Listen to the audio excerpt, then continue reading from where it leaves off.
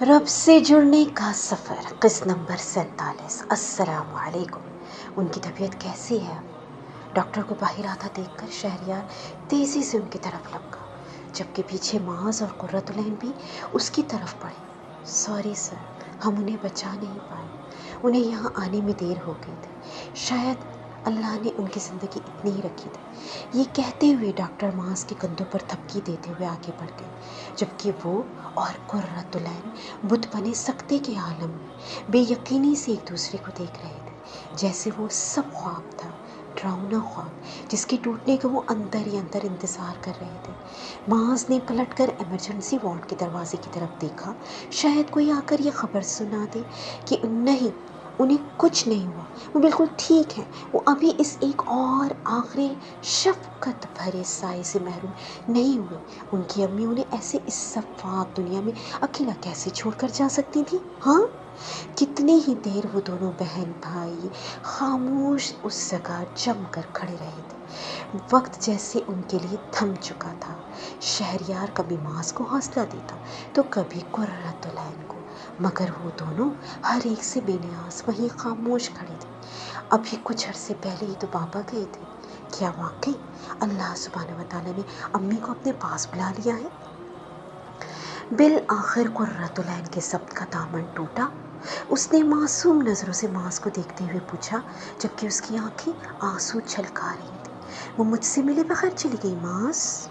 भाई, मैंने तो शादी के बाद उनके साथ वक्त भी नहीं गुजारा था। वो मुझे बताए बगैर कैसे चली गई? मास के पास उसके सवालों के कोई जवाब न थे।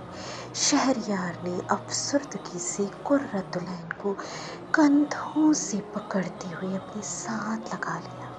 मुझे उम्मीद है कि कल ये बुकलेट्स मुकम्मल हो जाएंगे। अल्लाह। फातिमा ने अपने बैग में रखे बुकलेट्स पर एक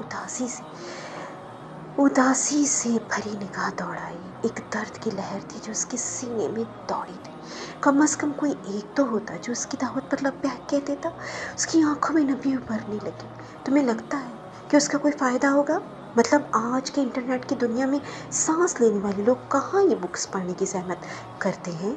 पिछले दिन वापसी पर बिनिश ने गाड़ी में उससे सवाल किया था। इन दोनों को 2 हफ्ते मुकम्मल होने वाले थे। वो मुसलसल मुख्तलिफ पब्लिक प्लेसेस पर जाकर ये बुकलेट्स तकसीम कर रही थी। अलबत्ता अभी तक कोई खातिर ख्वाह रिस्पॉन्स नज़र न आया था। इंशाअल्लाह ताला, मुझे अल्लाह पर यकीन है, वो किसी की भी पुरखुलूस मेहनत को ज़ाया नहीं करते। वो उसके सवाल पर मुस्कुराई थी। तुम्हें पता है हज़रत नूह अलैहिस्सलाम ने कितने साल तौहीद की दावत दी थी?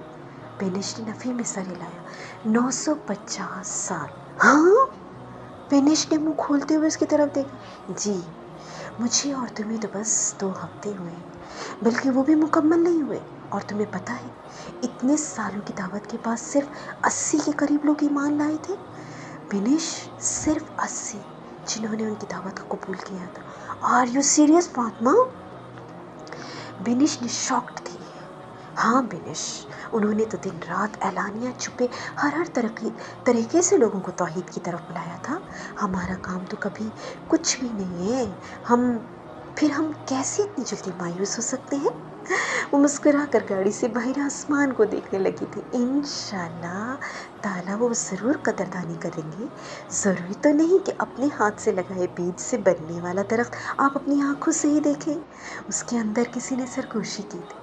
उसने मुस्कुरा कर मनफी ख़यालात को झटकने की कोशिश की और बैग में रखी बुकलेट्स गिनने लगी। इंशाअल्लाह ताला कल मेरा ये टारगेट मुकम्मल हो जाएगा। गहरी मुस्कुराहट के साथ ही उसकी आंखों की चमक भी बढ़ चुकी थी। क्या ज़िंदगी इतनी बेसबात है? कुछ घंटे पहले वो ज़मीन के ऊपर थी, कुछ घंटों बाद वो ज़मीन के नीचे। मास, उनका बेटा, उन्हें मिट्टी के नीचे दफना आएगा।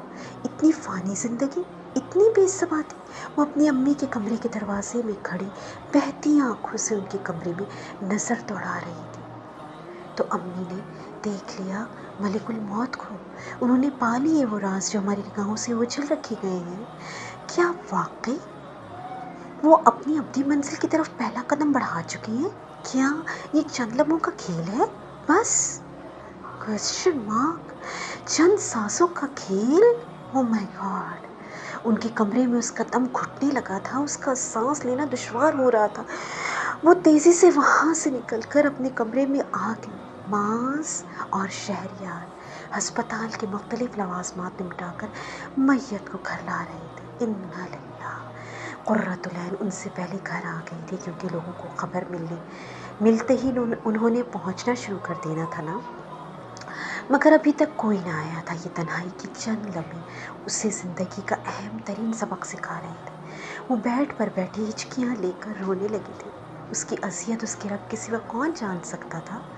روتے ہوئے یکا یک اس کی نگاہ سامنے اسٹڈی ٹیبل پر پڑے اپنے قرآن پر پڑی، جو اس کی رخصتی کے بعد جوں کا توں وہیں رکھا ہوا تھا۔ اسے ایسا لگا جیسے آج اس کے قرآن کا سفید کور معمول سے زیادہ روشن اور چمک رہا ہے۔ وہ اس کی طرف کھنچتی چلی گئی۔ اوہ اللہ سبحانہ و تعالیٰ، دیکھیں یہ کیا ہو گیا؟ اس نے قرآن اٹھا کر سینے سے لگاتے ہوئے روتے ہوئے کہا۔ اس کا دل کر رہا تھا دھاڑے مار مار کر روئے، اتنا روئے کہ روتے روتے بے سدھ ہو جائے۔ وہ اپنے اندر کا غبار، سارا غم، ساری اذیت آنسوؤں کے ذریعے بہا دینا چاہتی تھی۔ اس کی آنکھیں سرخ ہو کر سوج چکی تھیں۔ اس نے قرآن کی طرف دیکھا اور سورۃ البقرہ کھول لی، آیت نمبر 155 سورہ البقرہ۔ اور یقیناً ہم تمہیں خوف اور بھوک سے، مالوں، جانوں اور بھلوں کے نقصان میں سے کسی نہ کسی چیز سے ضرور آزمائیں گے، اور صبر کرنے والوں کو آپ خوشخبری دے دیں۔ البقرہ آیت نمبر 155۔ قرآن کے صفحے پر یہ آیت روزے روشن کی طرح چمک رہی تھی۔ اس کے ہاتھ یکدم رک گئے، آنکھیں پلکیں جھپکنا بھول گئی، دل کی دھڑکن جیسے لمحے بھر میں تیز ہو گئی تھی۔ اسے لگا کسی نے اس کے اوپر برف کی مانند شدید ٹھنڈا پانی انڈیل دیا تھا، یا کسی نے اس کے بکھرتے بدن کے ٹکڑوں کو دوبارہ سمیٹ دیا تھا۔ وبشر الصابرین، اور خوشخبری دے دو صبر کرنے والوں کو۔ صبر، اللہ سبحانہ و تعالیٰ، اس حال میں صبر جبکہ مجھے اپنا سانس بند ہوتا ہوا محسوس ہو رہا ہے۔ اللہ سبحانہ و تعالیٰ، اس دنیا میں ایک وہی تو تھی میرا سب کچھ، مجھ سے میرا سارا سانسہ لے کر مجھے آزمایا جا رہا ہے، میں کیسے صبر کروں اللہ سبحانہ و تعالیٰ؟ آنکھوں سے سیلاب بہہ پڑا تھا، دل تھا کہ آج قرآن کی آیات پر بھی نہیں تھم رہا تھا۔ ہچکیاں لیتے ہوئے اس نے اگلی آیت پڑھی، آیت نمبر 156۔ صبر کرنے والے تو وہ لوگ کہ جب کوئی مصیبت ان پر آئے تو وہ کہتے ہیں بے شک ہم اللہ سبحانہ و تعالیٰ کے لیے ہیں، اور بے شک ہم اسی کی طرف لوٹنے والے ہیں۔ سورہ البقرہ آیت نمبر 156۔ اللہ اکبر، انا للہ و انا الیہ راجعون۔ اس نے یہ الفاظ دہراتے ہوئے یاد کرنے کی کوشش کی، کیا امی کی وفات کی خبر سن کر اس نے یہ کلمات کہے تھے؟ بے شک ہم اللہ تعالیٰ کے لیے ہیں، اور بے شک ہم اس کی جانب لوٹنے والے ہیں۔ او میرے اللہ، میں کیسے بھول گئی اس وقت آپ کو یاد کرنا، میں کیسے بھول گئی قرآن کی اس آیت کو۔ اسے لگا اس کا دل غم پر غم ملنے سے پھٹ جائے گا۔ کیوں وہ اتنا آپے سے باہر ہو رہی تھی؟ کیا اسے قرآن بھولتا جا رہا تھا؟ کیوں اس نے اس وقت یہ کلمات نہیں کہے؟ ایک احساس ندامت اس کے دل کو گھیر رہا تھا۔ آئی ایم سوری اللہ سبحانہ و تعالیٰ، ریئلی سوری۔ بے شک صرف آپ کی ہی تو ہیں ہم سب، آپ کی طرف ہی تو آنا ہے۔ کل پاپا آئے تھے، آج امی آئی ہیں، کل مجھے آنا ہے، سب نے ہی تو آ جانا ہے وہاں، ہاں۔ انا للہ و انا الیہ راجعون۔ اس نے خود سے سرگوشی کی اور آنکھیں بند کر کے بار بار یہ کلمات دہرانے لگی، جیسے ان الفاظ کو اپنی روح کے اندر اتار رہی ہو، جیسے الفاظ کے معنی میں خود کو ڈبو دینا چاہتی ہو۔ جیسے جیسے وہ یہ کلمات دہراتی جا رہی تھی، اس سے اپنی اذیت کم ہوتی محسوس ہونے لگی۔ اولئک علیہم صلوات من ربہم ورحمہ واولئک هم المہتدون۔ آیت نمبر 157 سورہ البقرہ۔ یہی لوگ ہیں جن پر ان کے رب کی طرف سے کئی مہربانیاں اور بڑی رحمتیں، اور یہی لوگ ہدایت پانے والے ہیں۔ سورہ البقرہ آیت نمبر 157۔ اللہم اجعلنا منہم، مجھے بھی ان لوگوں میں شامل ہونا ہے اللہ جن پر آپ کی خاص عنایتیں ہوں، آمین یا رب کعبہ۔ دل تھمنے لگا تھا۔ ہمیشہ کی طرح قرآن نے آج پھر اس کے بکھرے وجود کو سمیٹ لیا تھا۔ عرش پر مستوی رب اپنی اس بندے کی عصیت سے غافل تو نہ تھا۔ اس نے سینے سے قرآن لگا کر آنکھیں بند کر لی۔ آنسو بند آنکھوں سے نکل کر اس کے چہرے کو بھگو رہے تھے۔ جاننے والے ہی جانتے ہیں کہ یہ تنہائی، یہ مصیبت، یہ اذیت ہی تو وہ لمحات ہوتے ہیں جب ایمان اور درجات کی بلندی کی سیڑھیاں انسان کے آگے کھول دی جاتی ہیں۔ چاہے تو صبر کر کے ان پر چڑھ جائے، چاہے تو بے صبری کا مظاہرہ کرتے ہوئے وہیں کھڑا رہے، چاہے تو ان لمحات میں رب سے راضی ہو کر رب کو راضی کر لے، چاہے تو شکوے کر کے اپنے رب کو ناراض کر لے۔ سارے فیصلے ہی مالک کے ہیں۔ غلام کی کیا مجال کہ مالک کے فیصلوں پر اعتراض کرے، شکوے کرے؟ غلام کی اوقات ہی کیا ہے؟ صرف مٹی۔ اتنے میں دروازہ کھٹکا۔ شہریار لوگ میت کو گھر لے آئے۔ قرۃ اللہ نے آنسو صاف کرتے ہوئے قرآن کو ٹیبل پر رکھا اور انا للہ و انا الیہ راجعون پڑھتے ہوئے ساری ہمت جمع کر کے اٹھی اور دروازے کی طرف قدم بڑھا دیا۔ انتھک کوشش کے بعد آخر وہ بہت قریب پہنچ چکے تھے، اتنا قریب کہ ہاتھ بلند کر کے وہ ان چمکتے الفاظ کو چھو سکے۔ وہ الفاظ اتنے چمکدار تھے کہ ان سے پھوٹنے والی روشنی سے فاطمہ کی آنکھیں چتیا رہی تھیں۔ اس نے چتیائی آنکھوں سے نیچے کی طرف دیکھا جہاں سے وہ آئی تھی۔ نیچے کو اندھیرا تھا، اسے بس وہی روشن رسی لٹکتی ہوئی نظر آئی جس کے سہارے وہ یہاں تک پہنچی تھی۔ ہاتھوں کے زخم قدرے منتمل ہو چکے تھے۔ اس نے دوبارہ سے سر اٹھا کر ان الفاظ کی طرف دیکھا اور غور کر کے پڑھنے کی کوشش کی۔ الست بربکم۔ عربی میں لکھے یہ الفاظ اس کے لیے ناآشنا نہ تھے۔ اسے یاد تھا کہ اس نے قرآن میں یہ الفاظ پڑھے ہیں۔ ان الفاظ نے اس کے چہرے پر ایک حسین مسکراہٹ بکھیر دی تھی۔ اس نے اپنا ہاتھ بلند کیا کہ ان الفاظ کو چھو سکے کہ یکایک اس کی چیخ نکلی۔ دوبارہ سے چمگادڑ آ کر اسے ٹکراتی ہے۔ اوہ! اس کے چیختے ہی منظر یکایک بدل چکا تھا۔ اس نے خود کو ایک روشن اور منور ماحول میں سجدہ کرتے ہوئے پایا۔ ابھی سجدے میں سر رکھے وہ اس منور ماحول کا نور اپنے اندر اتار ہی رہی تھی کہ ایک آواز آئی، الست بربکم، اور ساتھ ہی اس کی آنکھیں کھل گئیں۔ کینیڈا کی سردی میں فاطمہ کا جسم مکمل طور پر پسینے میں شرابور ہو چکا تھا۔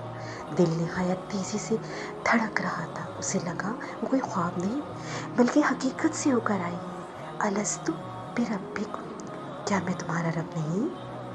اس نے زیر لب یہ الفاظ دہرائے، یہ تو عہد ہے، الست، مطلب یہ کیا تھا؟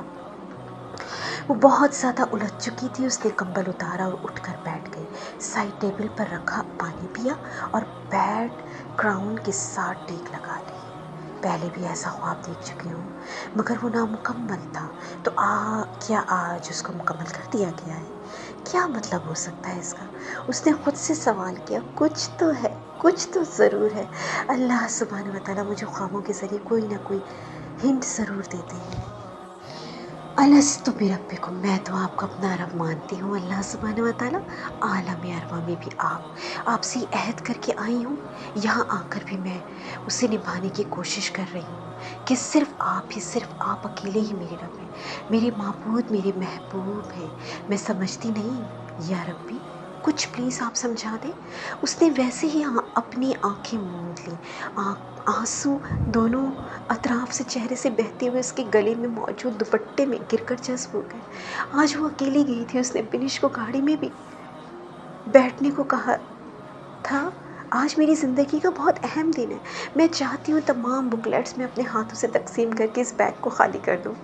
وہ مسکراتے ہوئے بنش کو کہہ کر گئی تھی۔ بنش نے بھی زیادہ مجبور نہ کیا تھا، وہ اس کی چھوٹی چھوٹی خواہشوں کا بہت احترام کرتی تھی، لہٰذا گاڑی میں ہی بیٹھ کر اسے دور سے دیکھ رہی تھی۔ وہ مسکراتے ہوئے نہایت خوشگوار لہجے میں بکلیٹس ہر آنے جانے والے کو دے رہی تھی۔